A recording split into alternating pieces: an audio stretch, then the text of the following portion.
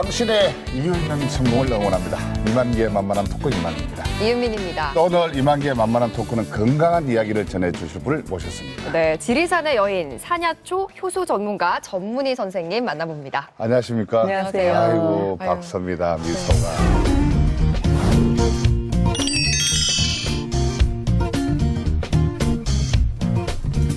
보통 근데 방송에 나오면 이제 여자들은 할 일이 많거든요. 이렇게 좀 두꺼운 화장도 하고 속눈썹도 붙이고 이렇게 하는데 정말 이렇게 분장을 안 하신 분은 제가 처음 뵀어요. 정말 피부가 고우세요. 좀 비결이 있으시다면. 얼굴에 네. 자신감이 있어서 그런 거 아닌가요? 그것도 이제 더. 저희들은 뭐 네. 자신감이 없어가지고 내 이렇게 좀 이렇게 화장을 해야 되는데. 네, 비결 좀 알려주세요, 선생님. 글쎄 뭐 비결이란 건 없고 깨끗이 씻는다. 깨끗이 씻는다. 비누는 뭐 세안할 때 쓰지 않고 물로 물로. 자주 씻죠. 아, 여자는 제가 보기에는 타고 나신 게 일단 또 있으시고 관리도 하시고 하니까 네. 굉장히 정말 바쁘시다고 들었어요. 하는 일이 지금 어떻게 되시는지, 하고 계신 일이. 주로 이제 봄철에는 차를 만들고요. 그리고 틈틈이 효소를 만들기도 하고 예. 놀기도 하고 그리고 강의가 많습니다. 밖에 예강이. 강의요? 네, 출강을 많이 다니고 건강을 위해서 이제 많은 지자체 이런 단체에서 강의 요청이 오면 강의를 가죠. 저도 그렇지만 요즘 특히 현대인들의 가장 큰 화두는 바로 건강이 건강이죠. 아니겠습니까? 지금 그래서 100세 시대라고 그러니까. 그래서 주위에 이렇게 들어보면은 그 효소 이야기는 참 많이 들었어요. 네, 맞아요. 많이 저도 들었는데 이게 들어봤어요. 산야초의 이야기는 잘 안 들어봤던 좀 생소한 이름 같은데 이게 뭐예요, 산야초가? 그러니까 말 그대로 단어 그 자체 산, 들, 매산, 들야자, 네. 산야초, 풀초자. 음. 그리고 산과 들에서 우리가 재배하지 않고 재배는 우리가 과일이나 채소를 재배하죠. 네. 그런데 이건 자연 그대로 자생하는 식물들을 얘기하는데 곧 다시 얘기하면 몸에 좋은 약초들이라고 이렇게 이해를 하시면 되겠습니다. 그러면 자연에서 난 뭐 꽃이나 풀이나 이런 것들이 모두 몸에 좋은 산야초가 될 수 있는 거예요? 물론 체질에 맞춰서 쓰면 더 좋겠지만 전문가가 아니면 또 체질을 모르고 쓰는 사람들도 더러 많죠.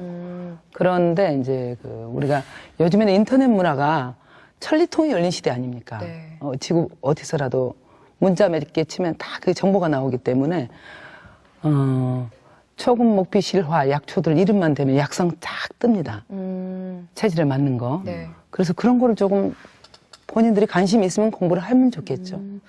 몸에 좋은이라는 단어가 앞에 붙잖아요. 독초 같은 경우에도 이제 산야초라고 분류가 되는 거예요?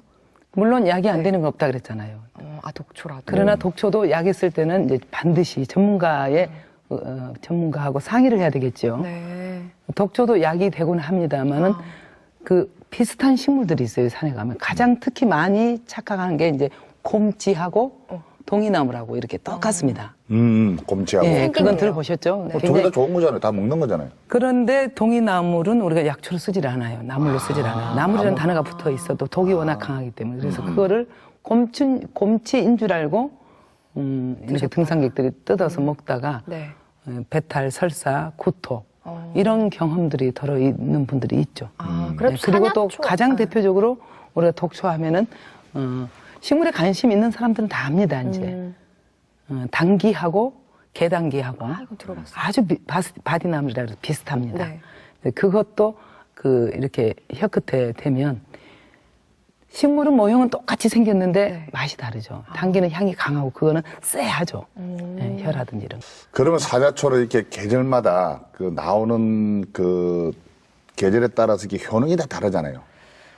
약성이라는 게 우리가 적절한 시기가 있어요. 어느 약초나 우리가 가장 흔한 영초로 불리는 쑥을 가령 예를 들어서 쑥을 우리가 식용으로 쓸 때는 아주 어린 애쑥을 씁니다.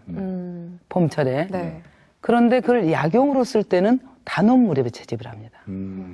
그렇듯이 식물마다 어느 계절의 약성을 채취하고 우리가 과일도 마찬가지예요. 가장 쉽게 이해할 수 있는 거는 우리가 과일을 약이 차서 당도가 올라가서 먹어야 우리가 과일이 가을에 맛있죠. 풋과일은 맛이 없잖아요. 네. 그런데 그와 마찬가지로 약성 또한 없다고 보면 되죠. 그래서 이 약성이 어느 식물은 언제 채집하고 또 어느 계절에 가장 약성이 적절하게 올라왔는가. 그런 거를 좀 공부를 좀 하면 좋겠죠. 그 요즘 같은 이 계절에는 네. 주로 지리산 쪽에는 어떤 것들이 많이 나와요? 이제 뭐 지리산 쪽에는 거의 지역이 감 지역이라서 곡감 지역이죠, 곡감. 예, 그리고 저희 지역이 이제 동의보감 그 축제를 하는 곳이기 때문에 약초 축제를 하는 곳이기 때문에 지금들은 산에서 저는 뭐가 많다라고 질문이 가장 많이 들어온 질문이 군락지가 무슨 식물 어디냐라고 묻는 질문이 많아요. 독자분들이라든지 네. 또 이렇게 지인분들이라든지 모릅니다 그럽니다 저는. 재배를 해서 친환경으로 재배해서 자기들이 써야 한다고 생각을 해요. 산에서 채집하는 그 자체 행위는 사실 불법이면서 지금 뭐가 좋다라는 프로그램이 많이 등장을 하다 보니까 나만 하는 게 없어요. 그래서 제가 참 안타까운 부분 중에서 하나입니다. 싹쓸이 개념이 되고. 그러면 선생님도 불법이잖아요. 저는 잎만 땁니다. 잎. 예? 새순만. 아, 새순만 따 새순을 따고 네. 또 다 따지 않아요. 늘 교육시키는 게 한 나무에서 새순을 주면은 이른 봄에 따면 그 옆에 또 두 잎이 나옵니다. 예. 그렇기 때문에 그거는 해손은 아니라고 봐요, 저는. 그래서 우리가 따고 나면 다시 또 잎이 옆에서 나오기 때문에 그거는 뭐 자연 훼손, 뭐 싹쓸이 개념 그런 건 아니거든요. 그래서 이제 지금은 이제 저도 늘 교육하러 다니는 것이 가장 제가 강조하는 게 싹쓸이 하지 마라. 네. 그리고 인근 집 주변 텃밭에다 항무지를 개간하더라도 무슨 약초가 어디 좋다면은 좀 심어라. 이제 자기들이 자연 재배를 해야 된다고 봐요, 저는. 그리고 과일, 야생 과일도 우리가 효소의 재료로 쓰기 위해서 예를 들어서 요즘에 많이 TV에서 많이 나옵니다만은 뭐 개복숭아라든지 똘배라든지 으름 열매 뭐 이런 것들이 익기도 전에 다 따가고 없어요. 제대로 된 약효를 또 우리가 충분히 받아서 그 쓰기 위해서 자연 것을 채집을 하는데 사람들이 먼저 간 사람 임자라고 제대로 된 약초를 그냥 그래서 아이고, 우리나라 분들이 뭐 몸에 좋다 그러면은 맞아. 진짜로 뭐 안 먹는 거 없고. 그래서 예전에 제가 이제 산에 이맘때쯤 가면 네. 똘배 나무가 있어요. 똘배. 네. 돌배죠. 그래서 조그만한 거지. 조그만하죠, 예. 그죠? 그런 나무가 참 많았어요. 아, 근데 참 그게 귀한데 요즘. 지금은 귀해졌습니다. 예. 그래서 자기들이 이제 재배를 할 수밖에 없는 거죠. 친환경으로. 그래서 산에 가면은 저희 때만 해도 제가 20년 전에 지리산을 들어갔으니까 나무를 보고 우와 하면은 정말 이거는 진심입니다. 저 돌배들을 보면 야 저걸 따서 누군가 약을 해야지라고 했어요. 지금 사람들은 어떻게 해요? 저걸 쳐다보면 돈으로 보이거든요. 아, 그게 차이가 그 있나 차이죠. 보다. 예. 이 생각하는 이 철학이. 그래서 이제 장대를 제가 가지고 가서 나무 올라갈 수 있는 만큼 올라가면 이렇게 흔들거나 두들거나 이렇게 하면 돌멩이 같은 게 막 떨어지면 막 아파 그러면서 그 희열을 느끼는 행복이었었는데 네. 지금은 사람들이 간혹 저도 이제 감독 차원에서 이제 이런 경험이 많은데 밑둥을 벤다고 밑둥. 예. 밑둥을, 아, 왜요? 높아서 따기가 힘드니까. 아, 아예 죽여버리는 잘라서. 그러죠. 어떤- 없애버리는 거죠. 그 한 해만 따고야 말겠다는 거거든. 만약의 경우 그게 자기 집에서 심은 나무를 하면 어떻게 해서 올라가서 따겠지요. 이 모든 게 약간 상업적으로 지금 이용하려는 것 때문에 나타난 그렇죠. 현상인데, 근데 선생님도 이제 명성이 있으시다 보니까 약간 선생님 명성을 이렇게 이용을 해가지고 뭐 대량 생산한다거나 상업적으로 이용하려는 그런 유혹이 굉장히 많으실 것 같거든요. 어떠세요? 받아보신 적이 있는지 그런 제의를? 많이 봤죠. 많이 받고 여기저기서 뭐 데리고 가려고 하는 지자들도 많고 네. 산야초 학교를 제대로 설립해 주겠다. 또 나라는 어떤 이름표를 달고 네. 사업화하자 제안을 뭐 얼마나 받겠습니까? 그리고 또 인터넷 판매 시장을 하는 분들이 독점해서 하겠다. 그 대신 물량이 안 되잖아요. 저 같은 경우. 물량을 할 수가 없기 때문에 다른 사람 거를 갖다가 섞어서 하자. 이런 제안도 받고 그래요. 그러나 저는 아직까지 타협을 해본 적 없고 물량이 없기 때문에 도매를 내본 적도 없고 네. 있는 만큼만 제가 만들고 또 사 먹는 사람들도 홍보를 해본 적이 없어요. 누가 먹고 좋다 하면은 차는 팔았어요 지금까지. 그래서 선생님 이제 산에 들어가셨을 때 이제 그만큼 고생도 많이 하셨고 그동안 노력 덕택에 이 산야초가 좀 많이 알려졌잖아요. 그러면 한마디로 이 산야초의 효능이라고 하면 어떤 것들이 있는 건가요? 효능은 각자 체질에 맞춰서 한의학적으로 풀어야 되는데 일단은 현웅이라기보다도 네. 우리가 재배한 것들은 사실 이렇게 야채 같은 것도 재배한 거는 끊어보면 식이섬유가 약하잖아요. 부드럽고 네네네. 질기지 않고. 네. 근데 야생은 식이섬유가 많고 질기고. 그래서 그 식이섬유가 많은 그런 산야초를 먹어야만이 네. 우리 몸에서 면역 체계를 잡아줄 수 있는 효소, 체내 효소가 만들어지는 겁니다. 약초 캐러 다니면서 위험하지 않아요? 막 뱀도 많을 것 같고 저는. 이제 뱀철에는 가장 뱀이 무섭고 네. 또 벌떼 습격 어. 네, 그게 가장 무서운데 지금은 그런 것보다는 벌에 막 쏘이고 뱀에 물려봤거든요. 독사에. 예. 예. 근데 그런 거는 두렵지 않아요. 독사한테도 예, 물렸는데. 예, 예. 붓고 막 아프고 걷지도 못하고 했는데 예. 사람이 제일 무서워. 그렇다 보면은 시골에서 뭐 사냐초 이런 관계 좀 하고 계시지 않습니까? 그러다 보면은 내와는 관계 없는 주위 분들이나 이런 분들은 상당히 오해가 좀 많이 있을 거라고 보거든요. 좀 제가 생긴 것도 좀 그렇잖아요. 예쁘면서도 강하잖아요. 맞아요, 예, 맞아요. 뭐 인정하겠습니다. 예. 네. 인정은 해드릴게요. 네, 또 예. 성격도 제가 저는 끈하시고. 제 성격에는 제가 자기 성격 다 알고 있잖아요, 네. 각자. 내숭을 떨거나 점잔을 떨거나 이런 걸 못해요. 할래, 안 할래. 갈래, 올래. 줄래, 안 줄래. 굉장히 화끈한 성격이거든요. 네. 그러다 보니까 때로는 오해를 많이 받고 또 혼자 이렇게 저기까지 올 때까지 어떤 아주 난해한 일들이 많이 생겨요. 그걸 이제 우리가 구설이라 그러잖아요. 그런데 뭐 그렇거나 말거나 개의치 않고 살아가는데 좀 아플 때도 많죠, 마음이. 상처도 많이 받겠어요. 많이 받죠. 예. 네. 독특하니까 튀잖아요. 근데 그럼 조금 바꾸시려고 했던 그런 마음은 안 계셨어요? 저는 사실 옷을 제가 직접 이렇게 다 손수 염색하고 손수 만들어 입어요. 그래서 바지 종류는 제가 고무줄만 이렇게 넣어가지고. 하는 거는 미싱을 하면 앞으로 갔다 뒤로 갔다 잘합니다. 네. 근데 이런데 뭐 홈을 파거나 이런 걸 못해요. 바이어스 처리 같은 거를. 그래서 그냥 모든 옷이 제가 어지간한 거는 다 대부분 모가지만 이렇게 뚫어서 입어. 근데 정말 색이 너무 예쁘고. 네. 천연- 직접 하신 거예요, 이것도? 네네네. 이건 이런 보라색 같은 경우는 어떤 이거는 식물? 여러 가지 혼합을 합니다. 보라색을 내기 위해서. 천연 그럼 어떤 천을 써요? 면 종류나 무명이나 무명이나. 천연 소재죠. 그리고 이제 이런 이거 너무 이뻐요, 모플러 같은 거는 네. 이제 이거는 쪽만 한 거고 쪽 염색이라 쪽풀이라고 있습니다. 저런 색을 시중에 사려고 해도 그 막상 가려면 힘들기도 구하기가 하고. 힘든 색깔이에요. 아, 진짜 색깔은 고운데 근데 지리산이 겨울에 안 추워요? 추위라면 아주 지긋지긋하죠, 이제. 예, 눈도 많을 것 같고. 제가 20년 전에 산에 들어갈 때는 네. 모든 것을 접고 제가 들어갔기 때문에 작업자들이 해야 된다라고 생각을 했기 때문에 손수 나무도 제가 해서 군부를 뗐고 그 시절에는 그리고 옷도 내가 직접 만들어 입어야 되고 염색도 해야 되고 남는 거 있으면 남을 주고 이런 걸 해서 제가 팔거나 그러지는 않습니다. 근데 추워서 이제는 막 그냥 보일러방이 그리워요. 이제 사실. 처음에 들어가셨을 때 진짜 아무도 없는 곳에 들어가셨잖아요. 그렇죠. 엄청 산속에. 외로웠을 것 같거든요. 그래서 그 질문도 참 많이 받은 중에서 제가 한 가지인데 애로움을 저는 사실 몰라요. 이미 뭐 들어갈 때 제가 아궁이에 불 떼면서 아궁이에다 군불 떼면서 활활 타면서 그래 이 불에다 다 잊자. 사랑도 돈도 명예도 다 잊어버리자.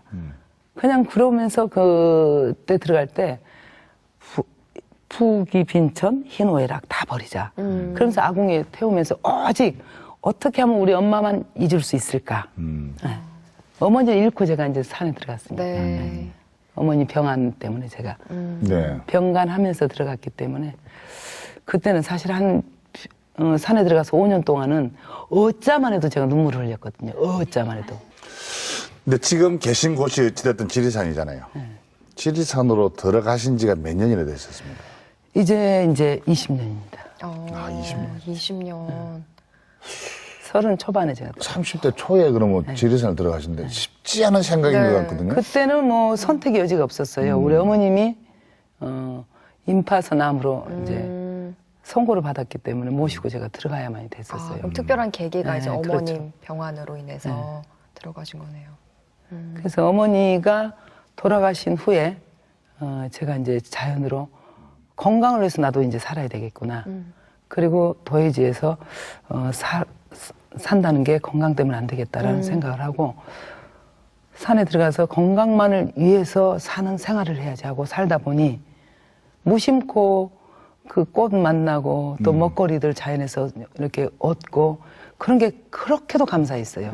그래서 무공해를 따서 먹는데 네. 밥상을 된장에다가 이렇게 같이 쌈을 싸서 먹고 그럴 때 계절별로 그런 먹거리를 산에서 구해서 먹는다는 게 도시에 사는 사람들한테 야 봐라 나는 무공해만 먹지 않냐 하고 너무나 자신 있게 그냥 행복했어요 저는. 그리고 네. 그들한테 자랑하고 싶었고 그래서 그것들을 만들어서 도시 사람들한테 채집한 거를 보내주고 그렇게 살면서 너무나 행복해서 이건 나만 행복하면 안 되겠구나. 누군가에게 나도 모 시인의 말처럼 누군가에게 하나의 의미가 되고 싶다라는 그 시가 있잖아요.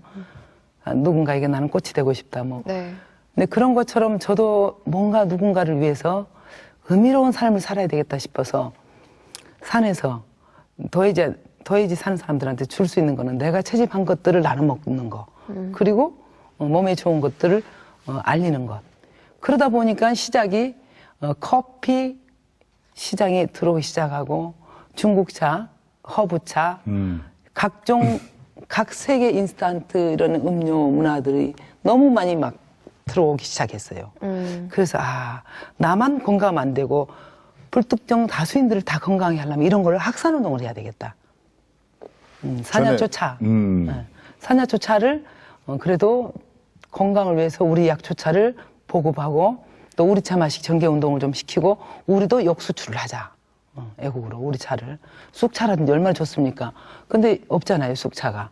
일본이나 중국은. 애국에는 없잖아요. 그래서 우리 쑥차를 우리도 선전해서 애국으로 수출을 하고 그리고 우리 국내 한국 사람들이 커피나 인스턴트 좀 덜 먹게 하게. 이런 거를 캠페인화 시켜서 제가 이제 글을 써서 잡지사 같은데 이제 이렇게 냈어요. 사람과 산이라든지 이런 게 1년 연재를 하고 그랬어요. 네. 신문에도 등재를 시키고. 그러면서 이제 그게 모아져서 책이 된 겁니다. 근데 제가 진짜 궁금한 게요. 처음에 그게 20년 전에 어머님을 모시고 이제 산으로 들어가셨다고 했죠. 예. 그 산효초에 대해서 공부도 전혀 안 하셨고 또 보통 보면 이게 특히 공부했는데요. 어머님이 암에 이제 투병을 하시기 위해서 이제 산으로 들어가셨다고 하는데 보통 일반 분들은 다 현대의학으로. 현대의학에 다 맡기거든요. 뭐 네. 수술을 한다든지 안 그러면 항암 치료를 한다든지 이렇게 막 하실 건데 근데 그냥 무작정 어머님을 모시고 이제 지리산을 들어가시는 거예요. 아니죠. 저희 어머니가 그 의사분들이 서울에서 아주 큰 병원에서 의사분들이 할머니 요즘에 이런 종양은 일도 없습니다. 그냥 수술하면 됩니다. 네.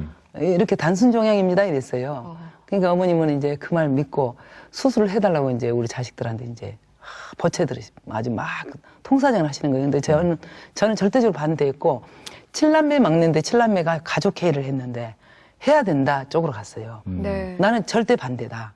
안 된다. 그랬는데 어머님 원도 한도 없게 해드리자 그러더라고. 그래서 그럼 뭐 제가 오빠 언니 얘기들 들어야죠. 그래서 이제 하게 됐어요.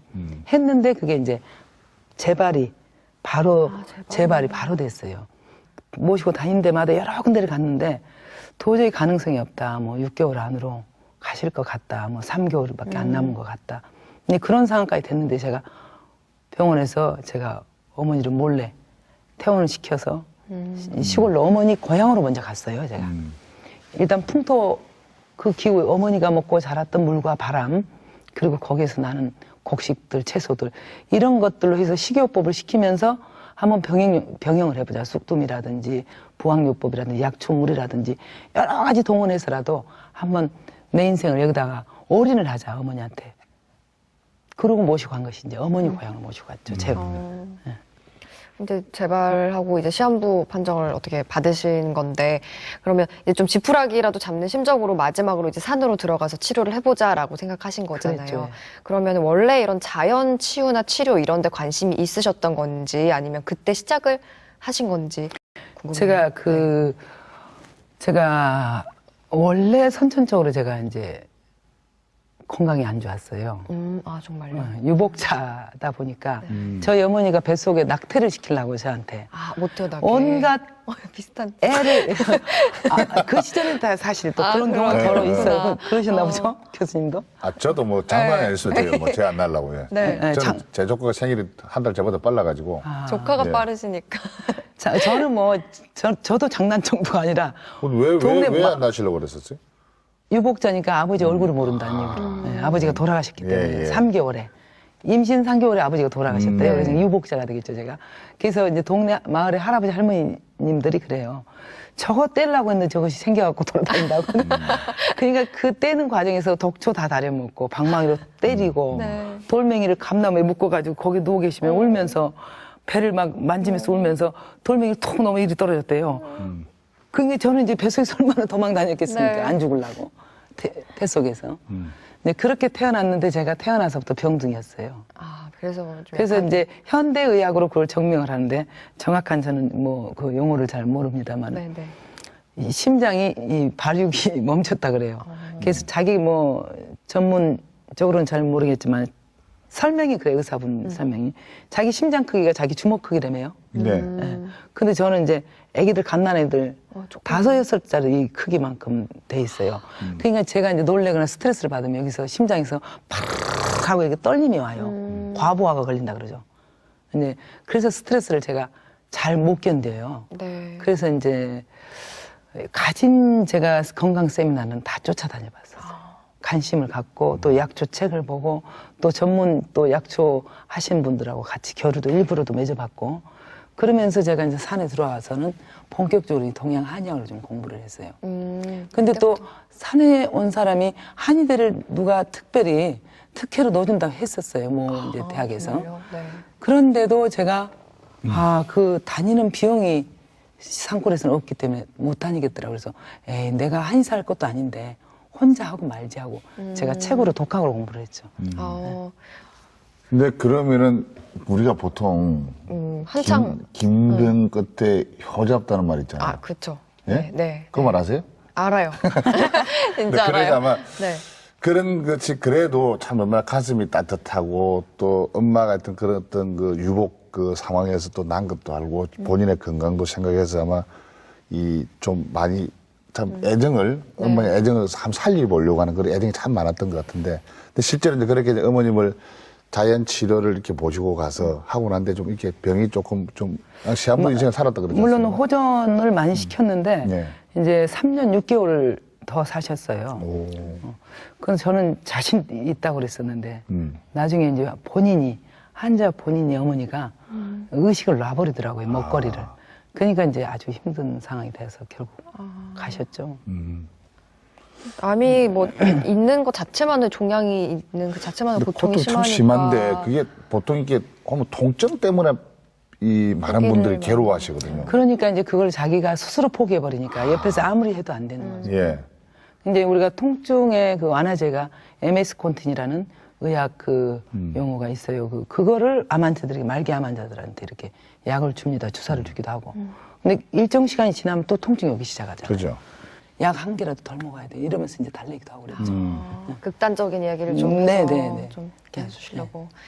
아, 근데 저 또 이제 결국에 이제 그렇게 사랑하고 또 노력을 많이 한 어머님이 돌아가셨기 때문에 좀 정말 상심이 크셨겠어요. 그거는 뭐 누구나가 마찬가지겠지만 네. 뭐 어머니 없는 사람 누가 있겠어요. 다 마찬가지겠지만은 저는 이제 특히 반쪽짜리의 사랑을 받았잖아요. 아버지를 모르고. 네. 예. 그렇기 때문에 더. 제가 오직 어머니라는 그 존재감에 빠져 살고 뭐 엄마 그 어떤 내 태상 같은 내 어떤 의지처라고 생각했는데 가시니까 이제 모든 게 생을 포기할 수밖에 없었죠. 그래, 어머니를 보내드리고 다시 이제 일상으로 돌아오시기가 정말 너무 힘드셨겠어요. 그래서 네. 이제 그때는 그런데 지금 생각해 보면 이제 생사가 제가 이제 산에서 공부를 하다 보니까 네네. 죽고 살고 그런 게 둘도 아니고 또 어차피 가고 또 오고 하는 것을 위치를 제가 깨달으니까 지금은 좀 덜 아프죠. 근데 이제 그렇게 되면은 보통 이제 어머님을 이제 뭐 산속에 어쨌든 자연치유를 하게 모셨다가 네. 끝나고 나면은 다시 일상으로 돌아가야 되잖아요. 글쎄, 근데 제가 이제 그 부분에서, 49, 우리가 보통 49제라고 뭐 불교에서 네. 그런 죄를 지내서 네, 돌아가신 다음에. 근데 우리 옛날에 유교에서는 또 3년상을 했잖아요. 예. 그래서 저는 석 3년상을 내가 지내야 된다고 생각을 했어요. 아, 예. 천연상을 아는데. 근데 굉장히 저희 어머니가 제 놀랐습니다. 품에서 이렇게 돌아가셨거든요. 네. 애기 안기듯이 이렇게 제 품에 안겨서 제가 밥을 이렇게 떠 먹이는데 밥을 못 잡수니까 미음을 떠드리는데 여기서 자꾸 거절을 하시더라고요. 그래서 엄마 이렇게 하면 이제 진짜 엄마 죽는다. 먹자, 먹고 힘내자, 엄마. 내 운동시킬게요. 먹자. 매일 이제 그 규칙적인 일상을 제가 보냈어요. 네. 이렇게 안겨서 밥을 이렇게 떠먹여 드렸어요. 미음을. 근데 또 계속 거부를 하시는 거예요. 그래서 막 달래기도 하고 협박도 하고 제가 막 욱박지르기도 하고 그래서 네. 막 억지로 드시는데 소화가 되겠습니까? 기능이 다 이제 다 안 되니까. 그럼 토하고 그럼 또 뭐 제가 피고름 짜낸 것도 빨고 저는 또 그 어머니가 지성이면 감천이라고 네. 피고름하고 똥오줌을 제가 파냈거든요. 근데 그렇게 하면 손으로 빨래를 해야만이 제가 공될 줄 알고 그 추운 겨울에도 막 손으로 찬물에다 빨래를 하고 그렇게 했거든요. 어머니 빨래를. 진짜 지금 혹시 이 공이 손이 내가 싫어서 손이 동상이 걸릴지언정 이렇게 손이 차가운데 우리 어머니를 위해서라면 내가 이렇게 고생을 해야 되겠다라는 혹사를 했어요, 제 몸을. 네. 약초도 손수 키에다가 막 다려서 드리고. 근데 여러 가지 어떤 그런 일상들이 있었는데 돌아가시고 나니까 그 돌아가실 그 무렵에 안고 이렇게 어머니를 내가 안고 이렇게 미움을 떠드릴 때마다 엄마 그래 벗짐이고 무거운 갱년 장사에 멸치 장사에 생선 장사에 칠남매를 그렇게 가르치고 키우려고 그렇게 했건만은 엄마 이렇게 흙 한 줌으로 돌아가는데 왜 이렇게 힘들게 살아봤으면서 그 한 여인이 너무 불쌍한 거예요. 어머니 얘기를 떠나서 한 여인의 일생 그땐 또 그런 사람 많았잖아요. 수절하고 네. 칠남매를 두고 혼자 키웠으니까 33세 저희가 어머니가 혼자 되셨다 하더라고요. 그러니까 제가 33세 이제 애를 낳았는데 병두기가 나니까 저희 엄마가 얼마나 저한테 미안하고 괴로울 겁니까. 그래서 엄마한테 나는 태어나서 엄마 몸을 빌려 태어났는데 우리 엄마는 얼마나 나를 보고 괴로웠을까. 그걸 빚갚음을 하기 위해서 나에게 이렇게 엄마가 안겨서 이렇게 내가 병간을 하게 했나라는 생각으로 더 열심히 했죠. 그리고 이게 이 지성이면 감천이라고 그 공이 돼가지고 아마 하늘도 놀라서 병을 나았게 해주지 않을까라는 그런 간절한 심리였죠. 그런데 이제 어머니가 돌아가신 다음에 도시로 양 갔냐 그랬죠. 예. 저렇게 한 입 가져가지도 못하는데 평생을 이고 지고 업고 매달리고 애들은 저렇게 살아왔던 인생이 너무나 무상한 거예요. 거기서. 그래서 이제 저희 어머니한테 내가 그 무상을 알게 된 거죠. 그때. 네, 그래서 그때 그래서 부기빈천 희노애락 이것이 무슨 의미가 있냐.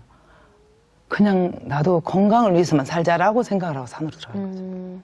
지리산으로. 근데 건강하셨을 때는 그럼 부모님한테 효도 많이 했습니까? 건강하실 때, 어머님 건강하셨을 때. 네. 원래부터. 네, 저는 어느 누구든지 친구든 선배든 후배든 부모한테의 효도를 하고 안 하고의 그 기준으로 사람 인격을 매겨요, 저는. 꼭 해야 된다고 생각을 해요. 그것도 자랑도 아니고 당연한 거 아닙니까? 그래서 제가 우리 불교에서 그 경이 84,000 대장경이 있잖아요. 근데 어느 날 산에 들어가고 어머니를 잃고 제가 서름에서 빠져나오지 못하고 있는데 아궁이 불을 떼고 있는데 나 실제 괴로움 다 잊으시고 기르실 때 밤낮으로 애쓰는 마음 그 노래를 다 매일 불러드리는 거예요. 가시고 없는데 가시기 전에도 물론 마찬가지고 그래서 제가 이제 어머니란 노래만 이제 모으기 시작했어요. 그리고 제목도 어머니란 글만 쓰고 그러다 보니까 이제 제가 너무 집착이 내가 지금 간 사람을 너무 붙잡고 있구나. 그리고 제가 훌훌 털고 이제 나도 불교 공부를 해야 되겠다. 산에 가서 출가를 해야 되겠다. 하고 제가 머리 혼자 손수 깎고 들어갔어요. 그래서 이제 수행자처럼 살아야지라고 생각을 하고 이제 산에 예. 들어간 거죠. 그래서 지금도 어머니가 그런 계기를 만들어준 게 나에게는 정말 행복하고 그게 유산이라고 생각을 해요. 저는. 요즘 분들 이렇게 뭐 물론 그 부모님들 잘하신 분들도 또 많지만. 며느리도 있고 또 뭐 딸 자식도 있고 다 있겠지만은 제가 볼 땐 참 정말 지극정성으로 네. 지극정 요즘 시대에 걸맞지 않게 네네. 참 잘하시는 것 같아요. 지금 반성하시는 분들도 많으실 것 같아요. 이거 그러니까. 보면서 저도 또 반성이 좀 되고 더 네, 제가 잘해야겠다고. 때로는 이제 우리 독자분들이라든지 이제 방송을 이렇게 보고 오신 분들이 부모 자식 간에 이렇게 합이 안 돼서 대립되고. 네, 대립 관계에서 아주 서로 엄마하고 자식하고 그런 경우도 있고 아버지하고 그런 경우도 있고 그래요. 그럼 마지못해 저한테 데려와요. 지리산 가족 꼬셔서 와서 이런 선생님 있는데 만나보자라고 해요. 그래서 이제 그런 경우에 얘기를 먼저 듣고 예약을 하고 오면 제가 그 아이들한테 그러죠.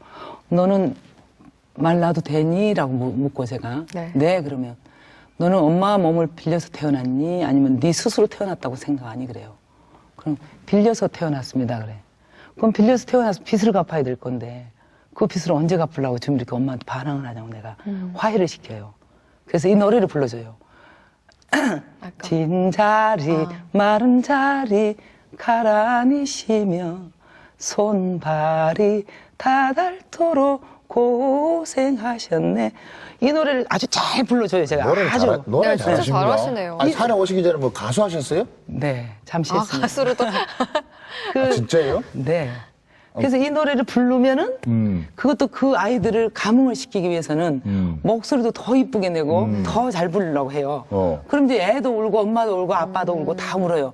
울면서 이제 서로 이제 끌어안고 화해가 되는 경우도 많이 있었어요. 아니, 그러면 지금 그 산에 들어가시기 전에 네. 어떤 일을 하셨던 겁니까? 패션 모델도 제가 잠시 했었고요. 아, 키가 또 이렇게 크시더라고요. 그때는 아까 제가 네. 패션 쪽에 일을 할 때는 아, 키가 적은 편이었죠, 저는. 아, 그때는 다 대부분 70이 넘는. 아, 요새는. 예. 그때도 70이 다 넘었는데 저는 키가 그렇게 안 됐었는데. 그래도 이렇게 또 멋이 또 있으셨나 멋있습니다, 봐요. 그래도. 그 패션 모델도 하시고, 또 네. 아까 가수도 하셨다고요? 통기타를 조금 제가 가수 좀 통기타. 했었어요. 통기타 가수. 예. 그럼 회사 같은 데 조금 해본 거죠. 다니신 적은 없어요? 네. 회사라든지 이런 거는 또 없으시고. 잡지사 이제 잡지사. 홍보 좀 했고, 홍보 일을 좀 했었고. 그러니까 아까부터 계속 노래를 하시고. 네, 그리고 이게 또 예사롭지가 않으시더라고요, 이런 예. 패션이. 그러면 이제 근데 지금은 산골 아줌마. 그러면은 이게 이제 뭐 산에 또 약초, 산야초 때문에 뭐 아까도 뭐 여러 가지 말씀을 참 많이 해주셨는데 평범하게 그냥 여자의 인생 을 살려고 한번 생각해 보신 적 없으세요? 저는 이제 저희 어머니가 그렇게 고생을 하고 살다 가셨기 때문에. 네, 그 공허한 마음 말씀하신 거. 그렇죠. 네. 그리고 그런 평범한 여자로 살고 싶은 생각도 없고, 어머니의 죽음으로 인해서 저는 일단은, 그 무상을 아까 말씀드렸잖아요. 무상한 건데, 왜 내가 그 희노애락 부귀빈천에 허우적거리고 살아야 하고, 나는 글을 써서 많은 사람한테 자연의 이치를 좀 던져주고 싶다. 그리고 자연의 어떤 이 변화무쌍한 이런 자연의 어떤 감사함을 좀 전달해주고 싶고, 그런 삶을 좀 다른 사람과 다른 삶을 살고 싶어서 산을 선택했거든요. 그래서 남자가 그립다 누가 남자가 그립지 않냐, 애롭지 않냐. 출가를 안 하신 거예요, 그럼 아직까지? 출가를 못했죠. 출가를 못하고 가려고 할 때마다 몸이 아프거나 마비가 올 때도 있고 또 산에서 굴러 떨어지기도 하고. 근데 형제도 아까 칠남매라고 말씀하셨잖아요. 맞아요. 근데 그렇다면 주위 분들이나 형제 분들께서 좀 이렇게 지리산 들어가고 이런 거 상당히 좀 만류를 많이 했을 것 같은데 지금 이 삶을. 다 이 꽃만 꼽으면 다 이거라 그랬죠. 뭐. 예. 귀에다 꽃만 꼽으면 이거죠. 근데 뭐 제 뜻이 완고했기 때문에 절대 제가 설득을 당하지 않았죠. 많이 설득을 했죠. 가족들이. 그리고 오면은 다 울고 가죠. 뭐 서울에서 오면. 설득하러 왔다가 네. 나는 니네들이 더 불쌍하다 그러거든요. 오빠 언니들은 니네들이 더 불쌍다. 얼마나 이게 자유롭고 행복하냐. 먹거리가 산에만 가면 있지. 된장만 들고 가면은 밥하고 도시락만 싸갖고 가면은 풀 뜯어서 쌈 먹지. 얼마나 행복한지 아냐고. 근데 저는 한 5년 동안을 산에 들어와서 무공해를 뜯어 먹으면 남들한테 정말 자랑도 하고 싶지만은 눈물 나도록 감사했어요. 무공해를 보면. 지금도 물론 마찬가지고요. 왜냐면 내 몸에 먹거리를 제대로 된 것을 넣어주고 있는데 얼마나 이보다 더 감사할 일이 없고, 또 사람들이 아프다고 오면 아프다는 이유로 이제 저를 찾아와요. 내가 무슨 환자 치료하는 사람도 아닌데도 자꾸 와요. 병원을 가지고 왜 나한테 오냐 그러면 그렇잖아요. 그러면 제가 그 질문에 병원 치료가 안 된다고 해서 포기해서 왔습니다 그러거든. 그러면 먼저 나한테 물을 게 아니라 본인이 생활을 어떻게 하고 있었느냐라고 물어봐요 제가. 식생활을 올바르게 했던 건가. 그리고 물은 얼마나 과연 내 몸을 위해서 피순환을 위해서 또 노폐물을 빼내기 위해서 물은 하루 몇 리터나 먹었는가. 또 물은 어떻게 먹었는가. 그래서 내가 미워하는 사람들이 있어요. 누굴 미워요? 자기 건강 관리 안 하는 사람. 여기. 그리고 아픈 사람. 네. 왜? 관리를 안 했기 때문에 아픈 거야. 아프고 싶어 아픈 사람 어디 있겠어? 관리를 안 했기 때문에 아픈 거. 아픈 거. 살다 보면 세상에 찌들다 보면 뭐 관리 안 될 수 있죠 뭐. 술을 한 잔 먹더라도 뭐 이거 먹고 뭐 이러지 않았습니까? 그래서 이제 그럴 때도 근데 그게 자기 있겠지요. 관리 철저하지다는 이야기예요. 물론 이제 그럴 때도 있겠지만은 되도록이면은 해야 된다고 생각을 합니다. 맞습니다. 뭐 살다 보면 알게 돼 하잖아요. 아픈 걸 알게 되잖아요. 근데 네. 관리를 자기가 가만히 들여다보면 어떤 음식을 먹고 왔고 어떤 습관으로 어떻게 생활을 해왔느냐의 결과잖아요. 지금 아픈 거는.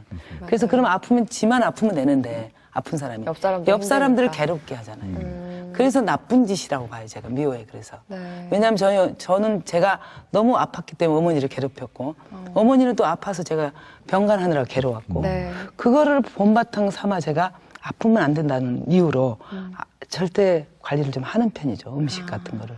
건강하게 살고 싶은 게 사실 모든 사람들의 바람인데 그래도 당장 이제 선생님처럼 산에 들어간다거나 이제 일상생활을 포기하고 가기가 힘들잖아요. 근데 여기 이제 도시에서 현실 생활을 하면서 좀 건강하게 살 수 있는 팁이 있다면 방법이 네. 있다면 좀 알려주세요. 글쎄 뭐 더 잘 아시겠죠. 요즘 사람들이 더 건강을 워낙 지금 건강에 또 관심들이 많이 맞아요.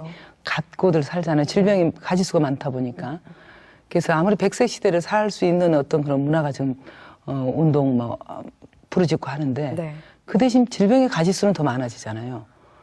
근데 행복의 지수라는 게 결국에는 돈, 물질 이런 것보다는 건강해야 되기 때문에 건강해야 된다고 나는 생각을 하거든요. 네. 행복의 지수가.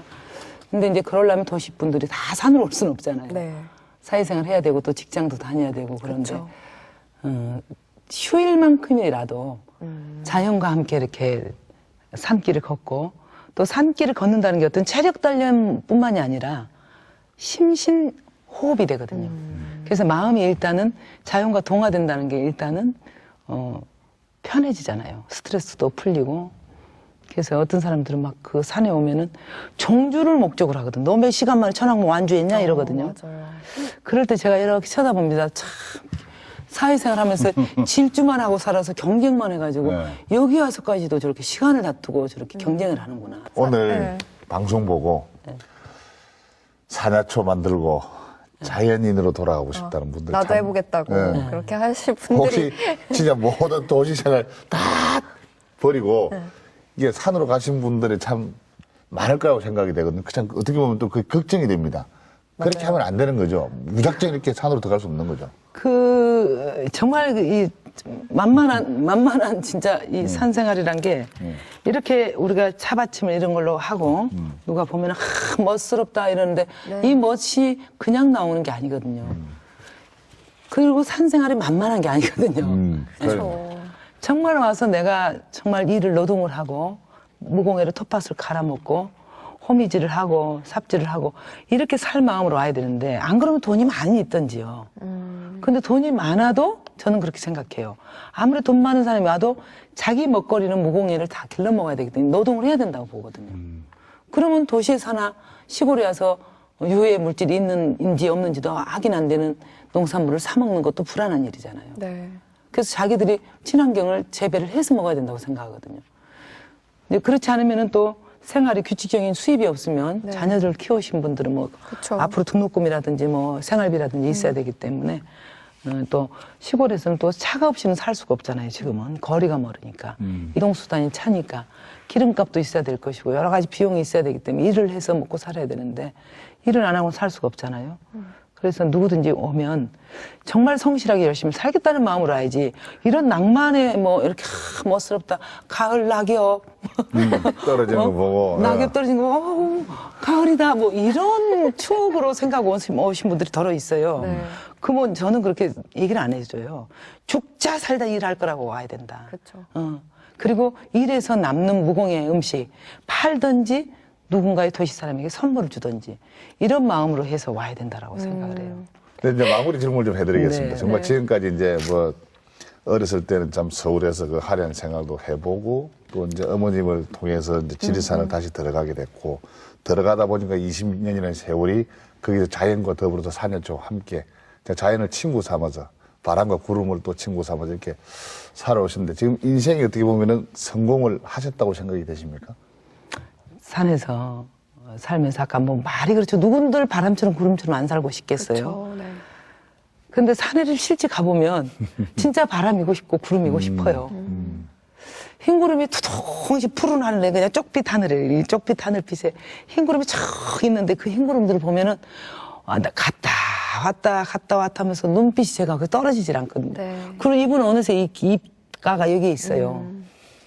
너무 행복해요. 예.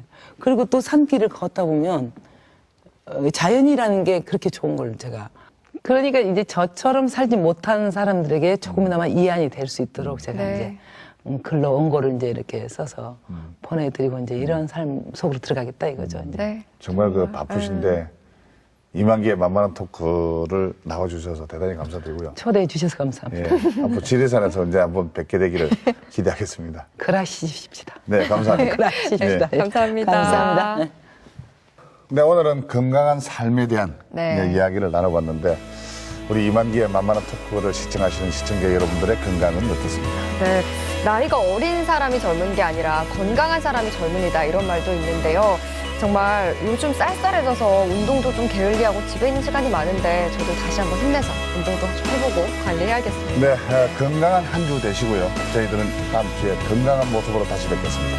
고맙습니다.